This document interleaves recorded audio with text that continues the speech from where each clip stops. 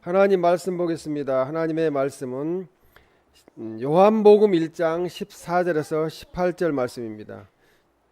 말씀이 육신이 되어 우리 가운데 거하심에 우리가 그의 영광을 보니 아버지의 독생자의 영광이요 은혜와 진리가 충만하더라.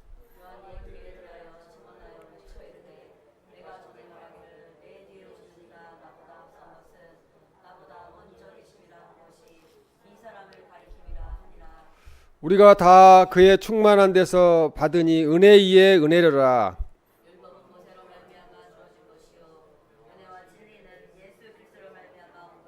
다 같이 읽겠습니다. 본로 하나님을 본 사람이 없으되 아버지 품속에 있는 독생하신 하나님이 나타내셨느니라. 아멘. 오늘 찬송가 제목처럼 하나님의 은혜로라는 제목으로 하나님의 말씀을 전하겠습니다. 탈무드에 다음과 같은 이야기가 있습니다. 어떤 랍비가 당나귀를 타고 한 마리 닭과 등불과 천막을 싣고 여행을 떠났습니다. 가도 집은 없고 해는 저물어 하는 수 없이 길 옆에다가 천막을 치고 나귀와 닭은 천막에다 묶어 놓고 잠을 자게 됐습니다. 닭을 가지고 다니는 이유는 꽃기요 하고 아침을 알려주는 시계 역할을 하기 때문이었습니다.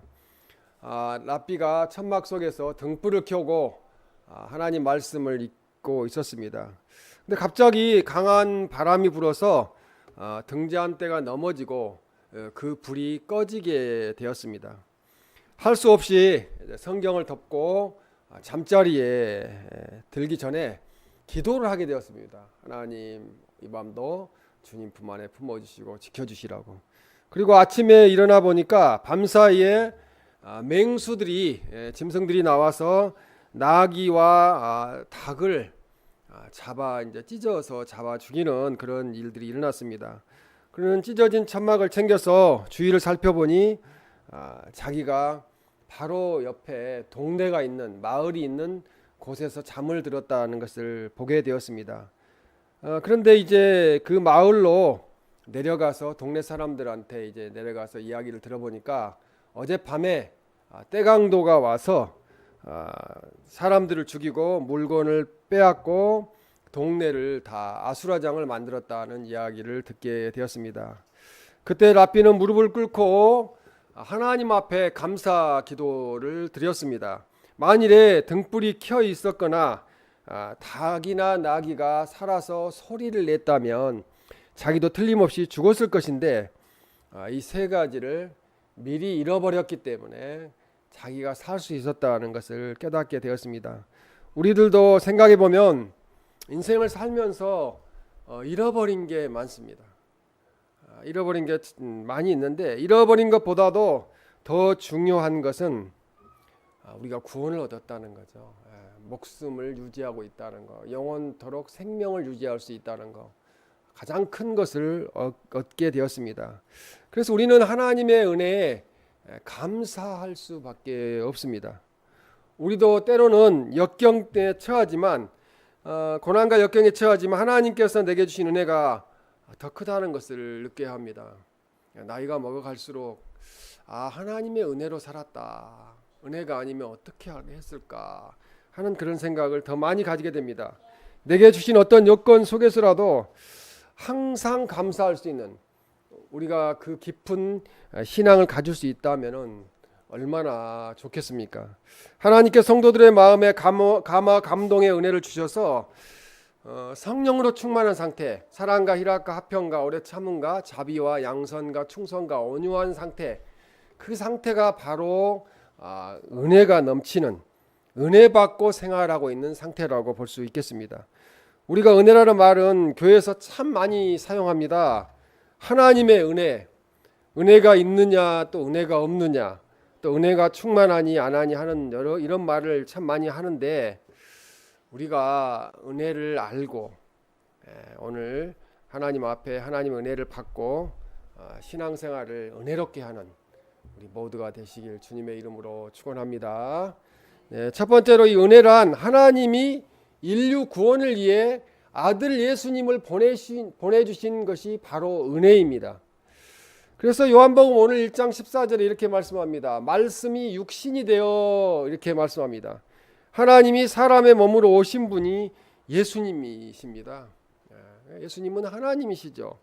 그래서 이는 예수님의 완벽한 성육신을 나타냅니다.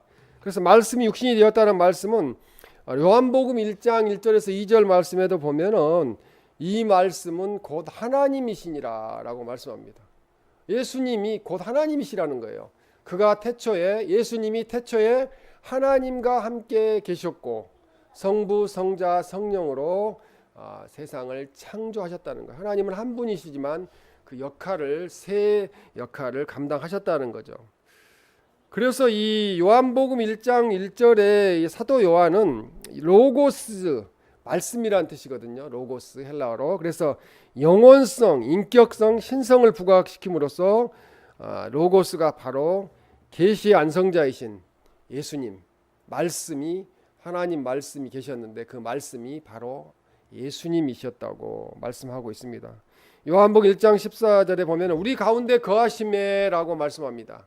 지금도 우리와 함께하고 계시죠. 하나님이신 예수님이 사람이 되셔서 우리와 함께 살고 계셨다는 거죠. 지금도 영으로 우리와 함께 하십니다. 성령으로 우리에게는 은혜가 된다는 말씀입니다. 마태복음 28장 20절 말씀에 보면 내가 세상 끝날까지 너희와 항상 함께 있으리라 하시니라. 그 예수님이 승천하셔가지고 천국 가셨는데 어떻게 세상 끝날까지 우리와 함께 계시지? 성령으로 예수님의 영으로 우리 안에 함께 계시고 계십니다. 그래서 은혜와 진리가 충만하더라고 14절에 말씀합니다. 하나님의 성품은 은혜와 진리가 충만하다는 거죠. 하나님의 성품. 그래서 예수님의 성품도 은혜와 진리가 충만합니다. 그래서 은혜를 베푸세요. 그리고 참된 예수님을 우리가 알 수가 있습니다. 성육신 하신 예수님이 그의 지상 사역을 통해서 하나님의 본성을 드러내셨어요. 그렇기 때문에 오늘 본문에 보면은 18절에 본래 하나님을 본 사람이 없으되 아버지 품속에 있는 독생하신 하나님이 나타내셨느니라고 말씀하죠. 그러니까 하나님을 우리가 볼 수는 없지만 예수님을 보면은 예수님이 하나님이시니까 하나님을 본 거라고 예수님은 그렇게 말씀을 하셨습니다. 우리 은혜란 말은 고맙게 베풀어 주신 혜택이란 뜻이에요. 은혜는 고맙게 베풀어 주신 혜택. 하나님의 인류 구속을 위해 독생자 아들 예수님을 보내주신 것이 은혜라는 거죠. 벌써 우리는 은혜를 입고 사는 거죠. 예수님께 속한 은혜와 진리는 그리스도로부터 차고 넘치게 흘려서 우리와 성도들에게 임하여서 역사하신다는 거예요. 지금도 역사하고 계세요. 예수님 믿는 분들이 많이 있잖아요. 역사하고 계십니다. 유명한 칼빈주의 애정론이라는 책을 쓴 로레인 베트너라는 미국의 신학자는 은혜에 대해서 이렇게 정의를 합니다. 은혜는 무가치한 죄인에게 하나님의 자유롭고 가분한 사랑과 호의를 말한다. 은혜는 받을 자격이 전혀 없는 사람에게 베풀어 주시는 하나님의 호의이다. 이렇게 말씀합니다. 은혜는 하나님의 제약된 나를 향해 구체적인 사랑을 깨닫는 가운데 나타나는 것이 은혜라는 거죠. 저는 하나님 은혜라고 고백을 해요. 하나님 은혜 매일 고백을 해요.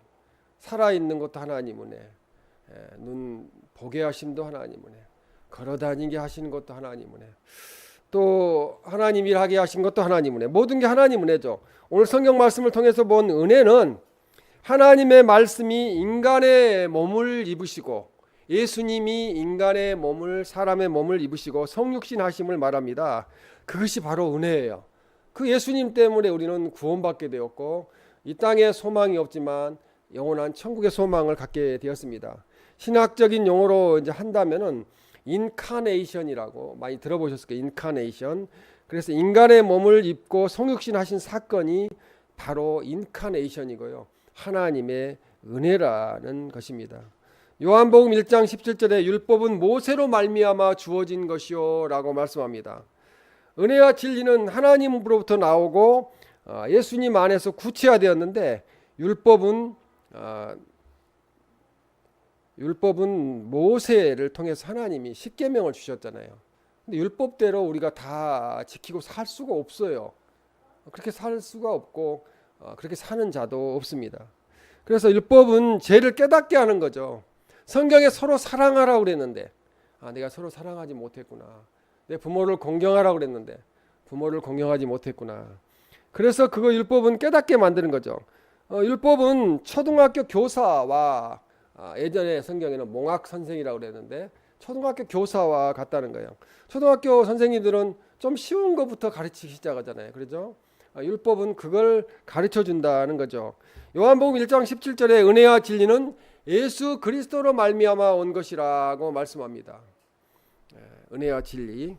은혜와 진리는 하나님으로부터 나오고 이는 예수님 안에 구체화되었다는 거죠. 주님이 오셨기 때문에 이제 율법을 지키지 못해도 용서함을 받는다는 것입니다. 예수님이 은혜와 진리가 되신다는 거죠. 은혜는 우리가 아까 말씀드렸으니까 진리는 참된 이치라고 그래요. 한국말이 참 어려워요. 참된 이치. 쉽게 얘기하면 참된 이론이라는 거죠. 그래서 예수님이 내가 곧 길이요 진리요 생명이라고 그렇게 말씀하셨습니다. 그러니까 성경이 진리죠. 은혜와 진리는 율법의 경우처럼 수동적으로 주어질 것이 아니라 예수님 그리스도의 성육신 선교하러 이 땅에 오셨잖아요. 선교 가운데 은혜와 진리가 임했다는 것입니다. 그러니까 예수님은 은혜와 진리이십니다. 은혜와 진리는 예수님으로 말미암아 성도들에게 임함으로써 기독교가 시작된 것이 예수님 때문에 은혜와 진리 때문에 시작되었습니다. 에베소 2장 5절에서 8절 말씀에 보면 허물로 죽은 우리를 그리스도와 함께 살리셨고 영원히 죽었다는 거죠. 죄악으로 영적으로 우리가 영원히 죽어서 지옥 갈 수밖에 없었는데 예수님이 십자가에서 우리를 살리셨다는 거예요. 너희는 예수님의 은혜로 구원을 받은 것이라. 십자가의 구속의 은혜로, 대속의 은혜로, 대신 속죄하신 은혜로 구원을 받았다는 거죠. 다 구원 받았어요. 우리는 두려울 게 없어요. 이 세상이 어떻게 되어도 우리는 영원히 영원토록 천국에 살기 때문에 또 함께 일으키사 그리스도 예수 안에서 함께 하늘에 앉히시니라고 말씀합니다.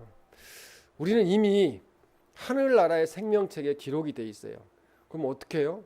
나중에 하나님 나라 돌아갔을 때 하나님이 호명하시겠죠. 이미 하늘에 앉아 있는 거예요. 하나님 나라 백성으로 이 땅에 그리스도의 정권 대사로서 복음 전도자로 이 땅에 와 있는 것입니다. 그래서 이 7절 말씀에도 보면 그 은혜의 지극히 풍성함을 오는 여러 세대에 나타내려 하심이라. 예수님의 은혜는요 한 세대에 끝나는 게 아니고 영원토록 주님 나라 가는 그날까지 계속 풍성하게 은혜가 내려지고 있습니다. 에베소 2장 8절에 그 은혜에 의하여 믿음으로 말미암아 구원을 받았으니 하나님의 이것은 선물이라 이렇게 말씀. 구원받은 것은 하나님의 선물이고 은혜라는 거죠. 그게 얼마나 감사한 일입니까? 그래서 이 은혜는 하나님께서 우리에게 주신 값없이 주신 선물입니다. 이 세상에서 그렇게 큰 선물은 있을 수가 없습니다. 우리가 예수님의 십자가의 구속의 은혜를 인하여 믿음으로 말미암아 구원을 얻었다는 거죠. 확신을 가져야 돼. 구원의 확신. 그 주일학교 교사 할 때 또 저기 부교육자 할 때 구원받은 사람 손 들어 하면은 한 20%에 30%밖에 손을 안 들잖아요. 근데 100% 손을 들어야 돼요. 예수님을 믿음으로 구원을 받았기 때문에 그렇습니다. 우리가 조금 전에 불렀던 찬송가 305장 나 같은 죄인 살리신 은혜 놀라워 이 찬송 부르면은 눈물이 나요. 그렇죠? 다 그러는 것은 잘 모르겠습니다만은 10번쯤 계속해서 불러보면은 가슴이 찡하면서 눈에서 눈물이 쏟아집니다. 한 10번쯤 나 같은 죄인 살리신 은혜 놀라워 찬송을 되풀이해서 불렀는데 눈물이 나지 않는다면 영적인 상태가 문제가 있는 거예요. 그러니까 영적인 상태를 테스트하기 위해서는 하나님 말씀을 듣는다든지 또 찬송을 한다든지 하면은 내가 영적으로 얼마나 충만한가를, 은혜가 진리가 얼마나 충만한가를 테스트할 수가 있습니다. 우리의 신앙생활은 하나님과 나와의 관계, 예수님과 나와의 관계를 분명하게 하는 것이 중요합니다. 그래서 그냥 세상에 휩쓸려서 살아서는 안 되고 하나님과 나와의 관계를 항상 점검하고 살아야 됩니다. 은혜라는 용어 자체가 예수님 그리스도께서 나를 위해서 죽으시고 또 이 땅에 오셔서 예수님께서 자기 존재 전부를 포기하신 거죠. 십자가에 내어주신 거, 생명을 내어주셨잖아요. 자기 전부를 포기하심으로 나를 죄 가운데서 구원하셨다는 사실을 깨닫는 것이 은혜라는 거죠. 은혜. 근데 지금 세상은 그렇게 안 되고 있잖아요. 뭐 훌륭하게 뭐 잘 되고 명예를 얻고 물질을 얻고 잘 살고 뭐 이런 것이 은혜라고 생각하는데 그것은 부수적인 거라는 거죠. 너희는 먼저 그의 나라와 그의 의를 구하라. 그리하면 이 모든 것을 너희에게 더하시리라의 모든 것에 들어가는 거예요. 근데 물질이 많다고 행복한 것은 아니에요. 그것이 오히려 독이 될 수가 있어요. 그 하나님 은혜를 깨닫고 하나님의 은혜에 감사하는 우리들이 되시기를 주님의 이름으로 축원합니다. 두 번째로 우리들은 은혜를 받고 또 은혜로 살고 있습니다. 어제도 은혜 받고 오늘도 은혜 받고 또 내일도 은혜 받고. 그래서 요한복음 1장 16절에 은혜 위에 은혜로라 이렇게 말씀합니다. 그래서 예수님 그리스도가 은혜의 근원이 되시고 우리에게 주어진 은혜는 예수님으로부터 말미암은 것이라는 말씀입니다. 은혜 위에 은혜라는 것은 여기서 위에라는 것은 헬라어로는 안티라고 이야기하거든요. 안티. 올레와 대조하여라는 뜻이에요. 올레와 대조하여 이렇게 뜻인데 신약 성경이 주로 뭐뭐 대신해라는 뜻입니다. 그래서 은혜 위에 은혜라는 것은 문자적으로 은혜 대신의 은혜, 또 은혜 대신의 은혜, 매일 은혜 대신의 은혜를 또 받고 은혜 대신의 은혜를 또 받고 계속 받는다는 거죠. 반복해서. 이는 한 번 받은 은혜가 그 능력을 다 바라고 나면 또 다른 은혜를 받게 해준다는 거죠. 주신다는 거죠. 은혜 받았는데 또 은혜 받고 계속 이게 연결이 되는 거죠. 그래서 공동번역 성경에 보면 은혜를 받고 또 받았다라고 번역하고 있습니다. 하나님의 은혜는 곧 그리스도 예수님의 은혜이며 이는 넘쳐흐르는 충만함으로 인하여 성도들에게 끊임없이 이어지는 은혜라는 거죠. 요즘 젊은 사람들까지도 노후 걱정을 하더라고요. 내일 일은 내일이 걱정할 거라고 그랬는데 내가 나이 먹고 뭘 먹고 살지. 너희는 목숨을 위하여 무엇을 먹을까 마실까 몸을 위하여서 무엇을 입을까 걱정하지 말라고 그랬잖아요. 말씀을 믿으면 걱정할 게 없어요. 그런데 그런 미리 당겨 사는 걱정들을 하고 있어요. 그러나 은혜를 받고 또 받았다. 그러면은 계속 은혜를 받고 또 받고 내일도 모레도 계속 받으니까 그런 걱정을 할 필요가 없다는 말씀입니다. 그래서 한번 이게 은혜가 주어지면은 계속 멈추지 않고 은혜가 지속적으로 주어지기 때문에 하나님 나라 가는 그날까지 주어지는 차고 넘치는 은혜라는 거죠. 그러나 아무리 하나님 은혜가 많이 주어져도 내 자신이 하나님의 은혜를 깨닫지 못한다면 은혜가 되지 않는 거예요. 은혜의 은혜라는 것은 내가 은혜 있는 교회에 가서 신앙생활 하기 원하는 것이 아니라 내가 은혜를 깨닫는 거예요. 내가 있는 자리에서 내가 은혜를 깨달으면은 은혜를 공유하는 거예요. 은혜를 하나님이 주신 은혜를 공유하면은 내가 은혜가 넘치는 거예요. 그냥 단순하게 하나님 은혜에 그냥 감사하는 마음이 들어오면요 마음속에 은혜가 넘치는 거예요. 너무 감사하다. 이런 은혜가 넘치게 됩니다. 우리 세상을 살아가면서 세 종류의 은혜는 반드시 기억해야 합니다. 주일학교도 같이 예배 드리니까 이 은혜를 꼭 기억하시기 바랍니다. 첫 번째는 하나님께서 나를 향하신 하나님의 은혜, 하나님의 그 사랑을 반드시 깨닫고 기억해야 된다는 거죠. 우리 부모님 세대가 다 가고 우리 젊은 주일학교 세대가 남아있어 세상을 살아갈 때도 항상 기억할 것은 하나님 은혜로 우리 부모님도 사셨고 하나님 은혜로 나도 세상을 살아오겠다는 것을 기억하시기 바랍니다. 두 번째는 부모님의 은혜를 기억해야 돼요. 오늘의 내가 존재할 수 있도록 정말 피땀 흘려서 나를 키워주시고 오늘까지 나를 축복해 주신, 나를 위해서 기도해 주신 그 부모님의 은혜를 반드시 기억해야 됩니다.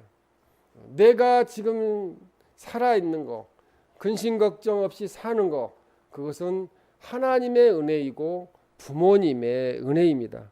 세 번째는 내가 이 땅에 태어나서 지금까지 살아오면서 나와 만남을 가졌던 수많은 인간관계 속에서 서로에게 유익을 주었던 것. 그 서로 막 베푸는 은혜가 있잖아요. 그런 은혜를 저도 많이 받고 살았는데, 그런 은혜를 기억하고 우리가 그런 사람들을 기억하고 우리도 그런 은혜를 베풀었던 그런 사람들처럼 다른 사람에게 은혜를 베푸는 그런 생활을 해야 합니다. 이 세 종류의 은혜를 깨닫고 기억하고 그 은혜에 감사하는 사람은 건전한 인격을 가진 사람이고 건전한 신앙을 가진 사람입니다. 정말로 하나님은 그런 하나님의 자녀들에게 하나님의 복을 내려 주십니다. 좋은 교회, 은혜로운 교회는 하나님의 은혜를 깨달은 성도들이 많이 모인 교회가 좋은 교회고 은혜로운 교회입니다. 이 교회를 통해서 놀라운 사랑과 은혜를 깨닫는 그 엄청난 사건들이 많이 일어나는 교회가 바로 은혜로운 교회라는 거죠. 사랑이 넘치는 교회라는 거죠. 교회, 그리고 가정도 마찬가지예요. 은혜로운 가정이고 사랑이 넘치는 가정이 됩니다. 이런 교회와 가정을 이루시기를 주님의 이름으로 축원합니다. 이제 세 번째, 마지막으로 하나님의 은혜를 받으면 변화된다는 거죠. 그리고 일단은 겸손해지는 거죠. 감사하게 됩니다. 내 자신이 변화되어야 된다는 거죠. 내가 변화되지 않고 상대방을 변화시키는 것은 어려워요. 그건 대단히 어렵습니다. 내 자신이 하나님 앞에 변화되고 내 자신이 하나님의 사랑을 깨닫고 내 자신이 하나님의 은혜 가운데 설 수 있을 때 우리는 바로 은혜 위에 은혜가 넘치는, 은혜를 받고 또 받는 그런 삶을 살게 됩니다. 은혜에 대해서 이렇게 정의를 내리기도 합니다. 적대감으로, 긴장으로 분리되었던 우리의 자아가 하나 되는 가운데 하나님의 사랑을 경험하는 사건이 바로 은혜라는 거죠.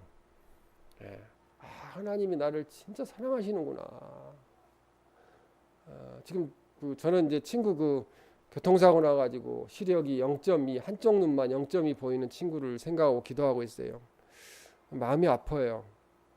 저는 지금 뭐 시력이 1.0을 보는데도 어떤 때는 시력이 떨어져 갖고 잘 안 보이거든요. 근데 0.2 한쪽 시력 가지고 어떻게 생활을 할까?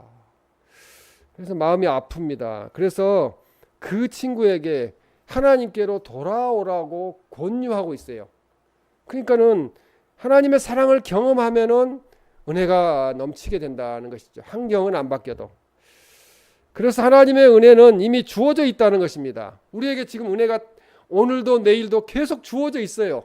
근데 그 은혜를 받는 분이 은혜의 그 수여자가, 받는 사람이 되는 거죠. 주어져 있는 은혜를 깨달으면 그것이 바로 은혜입니다. 하나님의 은혜예요. 그 예수 하나님이 수여하는 걸 우리는 받아야 된다는 거죠. 하나님께서 나에게 엄청난 은혜를 주셨는데 나에게 은혜가 주어져 있는데도 더 많은 은혜를 바라고 더 많은 것을, 물질을 바라고 우리가 불평불만을 한다면은, 또 나무 탓을 하고 있다면은 그 사람은 아무리 하나님의 큰 은혜가 주어져 있어도 은혜로 깨닫지 못하게 됩니다. 그래서 은혜는 하나님의 사랑을 깨닫는 데부터 시작된다는 거죠. 어쩌다 하나님이 나를 택해 주셔서, 어쩌다 우리 부모님이 예수님 믿는 가정에 태어나셔, 우리도 예수님 믿는 가정에 태어나서, 이것은 엄청난 큰 은혜예요. 뭐 세상에 뭐 많이 가지고 있는 금수저 하나도 부럽지 않는 그런 은혜가 하나님의 자녀로 살고 있는 것이 가장 큰 은혜입니다.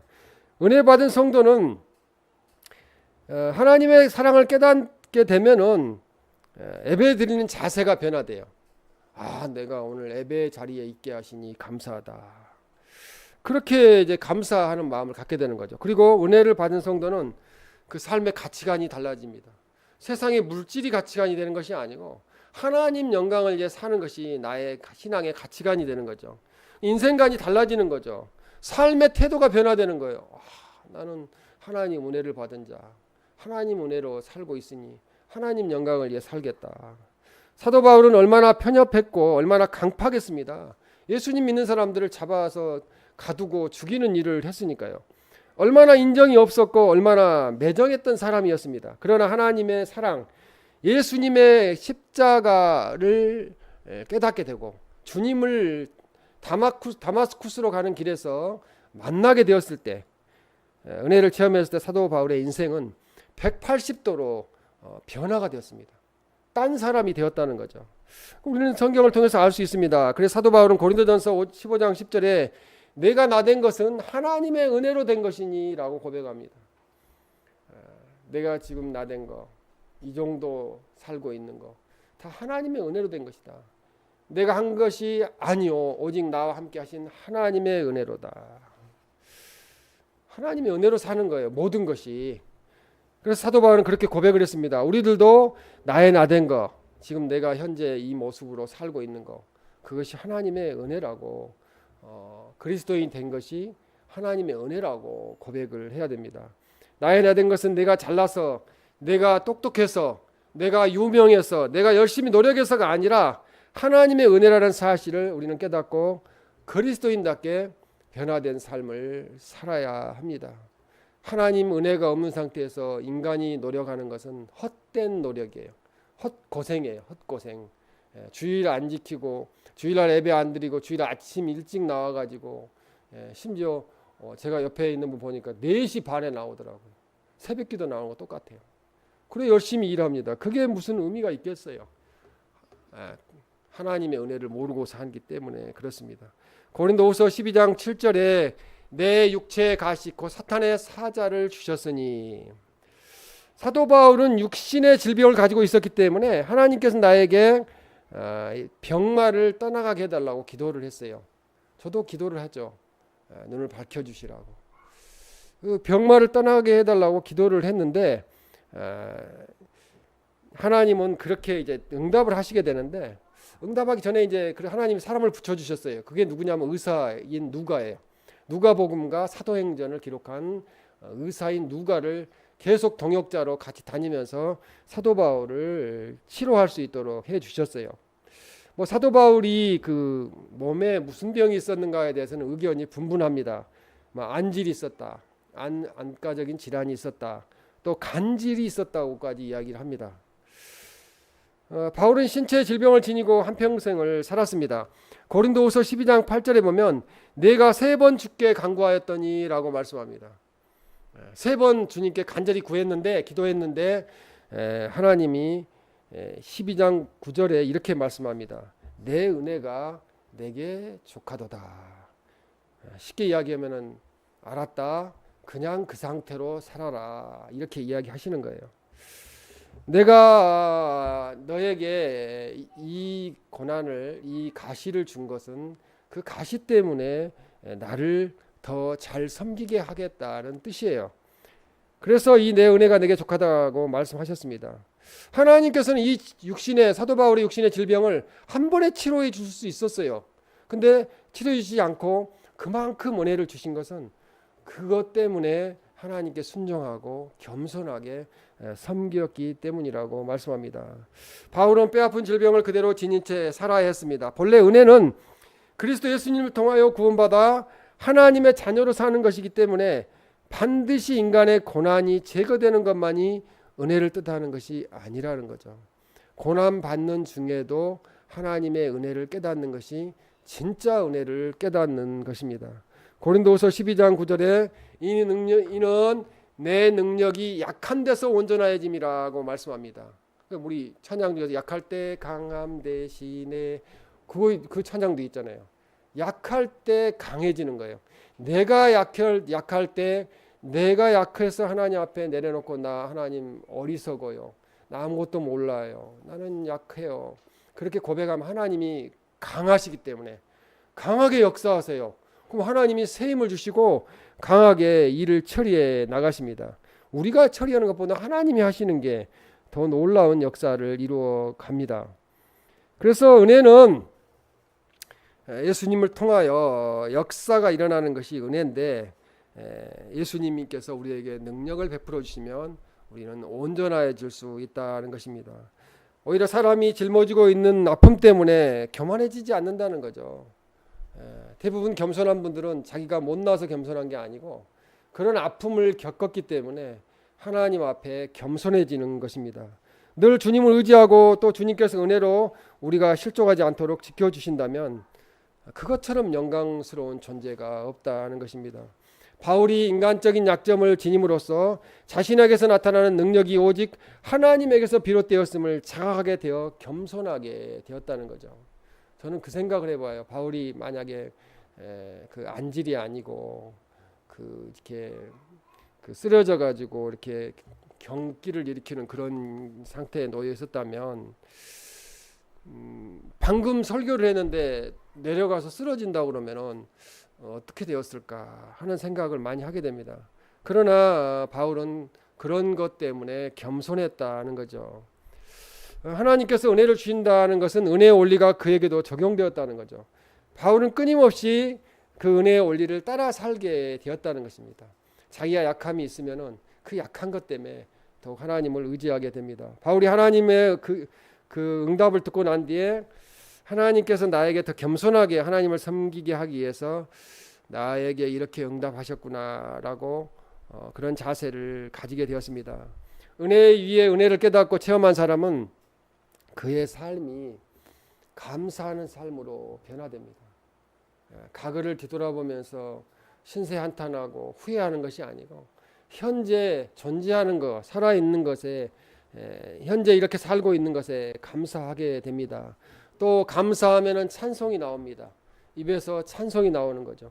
또 찬송이 나오면은 기도하게 되어 있어요. 기도하는 생활로 바뀌게 됩니다. 또 기도하면은 받은 은혜가 너무 커서 내가 가지고 있는 건 많지 않지만 헌신하게 되는 거죠. 내 몸이라도 드려야 되겠다. 그리고 그래서 봉사하는 생활로 바뀌게 됩니다. 습관적으로 하던 신앙생활이 은혜를 체험하고 난 뒤에는 자원하는 모습으로 바뀌는 거죠. 내 스스로 교회 누가 나오라고 하지 않아도 내 스스로 나오는 거죠. 은혜를 깨닫고 보면 하나님의 은혜를 체험하고 보면 모든 것이 감사할 뿐이라는 것입니다. 은혜를 체험한 성도, 은혜를 깨달은 성도는 잘 되어도 감사, 또 못 되어도 감사, 건강해도 감사, 병들어도 감사, 흥해도 망해도 감사하는, 또 잘 살아도 감사하게 되고요. 못 살아도 감사하게 됩니다. 왜냐하면 내가 너무 잘 살면은 하나님을 떠날 수도 있기 때문에 못 살아도 감사하게 되죠. 하나님 앞에 감사하는 기도를 드리게 되고 감사하는 삶을 살게 됩니다. 은혜를 체험한 사람은 환경을 초월한다는 거죠. 근데 이게 잘 안 돼요. 이게 잘 안 되는데 은혜를 체험하면은 환경을 초월하게 됩니다. 하나님의 은혜를 깨달은 성도는 자기중심적인 사고방식과 삶의 스타일에서 다른 사람, 타인 중심적인 삶을 살게 되는 방향으로 아예 방식이 전환되게 됩니다. 내 삶의 주변을 살피면 모든 것이 다 은혜입니다. 모든 것이 다 하나님의 은혜이고 하나님의 사랑임을 깨닫게 됩니다.